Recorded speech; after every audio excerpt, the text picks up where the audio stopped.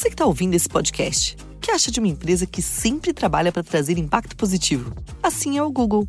Como? A Duda da Orbi é um exemplo disso. Ela usa a inteligência artificial para ajudar pessoas a recuperarem seus movimentos. É a tecnologia mais útil na vida das pessoas. E tem o Jefferson da Tributei, que usa inteligência artificial para facilitar o dia a dia das empresas. Eles e milhares de empreendedores geraram mais de 188 bilhões com as plataformas do Google. Tem que ser bom para todo mundo. It's August 16th, 1829, and another remarkable event is about to be uncovered by Arion, Rebecca, and Olly, the Retrospectors. It was on this day that 17-year-old brothers Chang and Eng Bunker, although that wasn't their surname then, arrived in Boston, Massachusetts to embark upon what you could call a world tour, or you could call an exhibition, or you could, and people did at the time, call a freak show, because Chang and Eng were the world's first notable adult conjoined twins. Their life back home, selling preserved duck eggs with their family, could have just continued in relative obscurity had they not been plucked out of that obscurity by a British merchant when they were adolescents, who apparently saw them swimming in a river and thought they were some strange animal. And when they emerged from the river and turned out to be these conjoined twins, he thought, oh, I'll have a bit of that. I'm going to take that and sell it in, the freak shows of Europe and the US. And when you say British, I mean, since he was a bad guy, or that's how you're typifying him, let's be clear, he was a Scotsman. His name was Robert Hunter, and he brought them over to the United States with the not at all evilly named sea captain Abel Coffin. And it took them 5 years to whisk them out of Thailand, and that was because the king of Siam at the time was very autocratic and he kind of officially owned everything. So they had to lobby quite hard for these boys to come with them to America, and they eventually said, look, the whole world is going to marvel at Siam when we show what amazing oddities it produces, etc. When we can show that the random accidents of birth and disability can happen in any country in the world, just happen to land on yours. Wow, what a great seal of approval for the country. I mean, the 19th century freak show circuit was not, as we know already, the most dignified forum for people to be exhibited. So I'm going to say it, because you might be thinking, well, so what? Why am I interested in this circus oddity from nearly 200 years ago? The reason is, it is because of Chang and Eng Bunker that the term Siamese Twins is what is still colloquially applied to conjoined twins. They were the most famous conjoined twins in the world, to the extent that people still interchangeably and or preferably refer to conjoined twins as Siamese twins all around the world. That was the impact they had. And ironically, they were actually of Chinese ethnicity, and in Siam, they were referred to as the Chinese twins. They weren't even Siamese. But it does go to show what a novelty it must have been. Obviously, in those days, before the medical interventions we have now, it was relatively uncommon for conjoined twins to live. So most people would never have seen Siamese twins. And there was an incident when they were on tour in Alabama, and a doctor who was in the audience insisted on seeing the ligature that connected them. It was about a 4-inch ligature around the sort of lower chest area. They shared a liver, but otherwise they had independent bodies. And they refused to let him see it. And it led to a bit of a riot. But even from the start, as 17-year-olds, in a new country not speaking English, they always pushed really hard to be treated with respect, which wasn't easy in that kind of business at the time. There were also arguments over the fact that obviously they, as you can imagine, they weren't getting paid a fair share. And when Abel Coffin was on an extended trip back in Asia, they basically just ran off and wrote a letter saying that they just didn't consider themselves as, being under employment to the Coffins anymore. And when Abel Coffin came back, he says he found them whoring, gaming and drinking. Yeah, so he tried to sort of blacken their names a bit, didn't he? Once they were no longer his property. I think he was probably right. I think by this point they would have been 20. I think they were just having a really good time. And they essentially kind of liberated themselves from this indentured contract to the Coffins and started to go into business for themselves.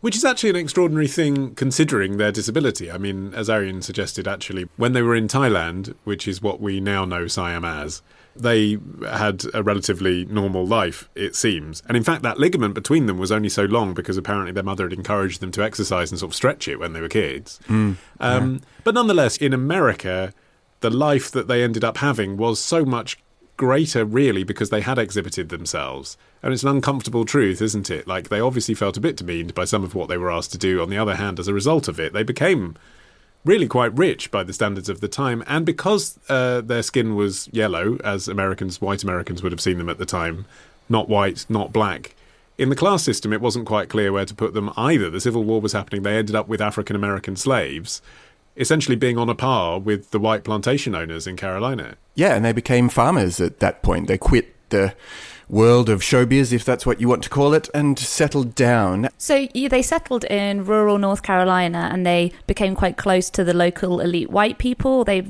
did quite a good job at just sort of blending in. And there was a wealthy landowner who had 2 daughters, Sarah and Adelaide Yates. Apparently both of the brothers fancied Sarah, but as you can imagine, only one of them could be married to her. So the other one had to settle for Adelaide. What was surprising is that it didn't seem to cause that much of an issue. There were... Ooh, well, what do you mean? If you're talking about jokes, criticism, kind of what we'd now think of as tabloid reactionariness... I was thinking they didn't get murdered. Right, yes, okay, That's so it depends true. what you're comparing it to. So, low bar. So there were a lot of jokes, basically, around the fact that, I mean, let's just deal with this head on. Obviously, if you're conjoined twins and you're married, whether they're sisters or not, you're in a reinforced bed with 4 of you all sleeping in the same bed, and copulation would have happened with the other one attached. I mean, that was the bottom line. Apparently, as time wore on, the sisters actually started quarrelling amongst themselves. So what Chang and Eng did was they built 2 separate houses, and they would spend 3 days alternating in each house.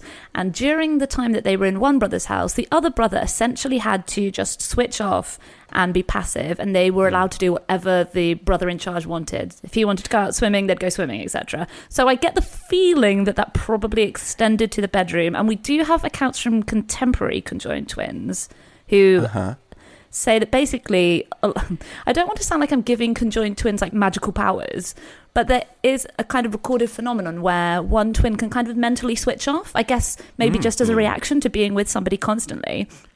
So I get the impression that that was happening here too. Like when you were in Chang's house, Eng would just, look the other way, maybe read a book.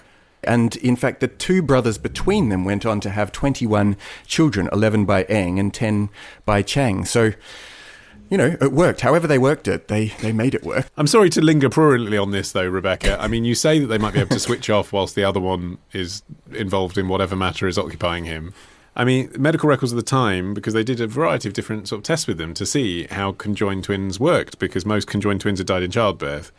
It does say that each one did appear to sense when the other one was tickled or ate an unpleasant tasting food. So that does suggest that sexual sensation wouldn't be something you completely turn off, doesn't it, really? No, and apparently a source of tension between them was the fact that Chang was a heavy drinker and Eng was a teetotaler. And they shared a liver. God, that's... Being a teetotaler attached of all to the your organs drunk to brother. Share. Yeah. Oh.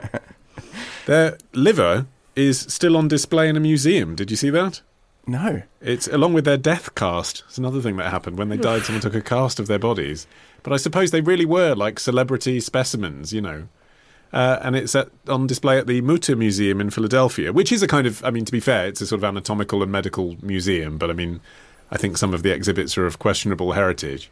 But you can go and see their liver in a jar. There it is. Just as in London, you can go and see the remains of the Elephant Man, who is in a hospital in Whitechapel, and they, from time to time, open it up to just public visits. And it's a thing that I just wouldn't want to do, to sort of tour through a museum of medical curiosities and oddities. Yeah. But I'm sure there's an audience for it. Well, I suppose doctors. I mean, it's still of interest to medics, isn't it? It's just the line at which you're somehow not part of a freak show because you're able to intelligently articulate some support for the people as individuals, I mean, we're doing it now, aren't we? There will be some people who have downloaded this episode because they're interested in a freakish way in conjoined twins. But I suppose it is interesting, so it's difficult to know where that line is sometimes. Yeah. There's also, I noticed on Etsy, Rebecca, like kind of Chang and Eng memorabilia you can still buy. Like not just, souvenir antiques, but people reproducing jewellery with their skeletons on. Wow. And That's there's a odd, classic isn't it? sort of circus poster with them on, which you can get as a Well, do you know what? I would quite like that. The thing that really struck me about researching them is that their lives are so interesting beyond the fact that they were conjoined. If they had been separated and had come to America and lived the exact same life setting up as these southern gentlemen, I think the story would have been almost as interesting. Yeah, you wouldn't put it on a tea towel though, would you? Who's that, Rebecca, on your teetotal? Oh, it's just some Chinese bloke that emigrated in 1820. Everyone thought he was from Thailand. And so another week of retrospecting ends. But next week begins a day early at Club Retrospectors. Join us now to get an exclusive episode every Sunday. Patreon.com/retrospectors. I'm historian Ruth Goodman, host of Noise's newest podcast, The Curious History of Your Home. I've spent my life investigating the hidden history of everyday objects. The vacuum cleaner in your cupboard, sleek and compact today, but when it was invented, it was literally powered by horses and took 4 to 6 people to operate. The minty fresh toothpaste by a sink.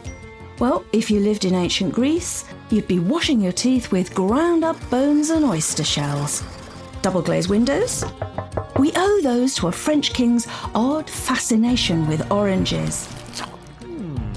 The Curious History of Your Home explores the extraordinary in the ordinary.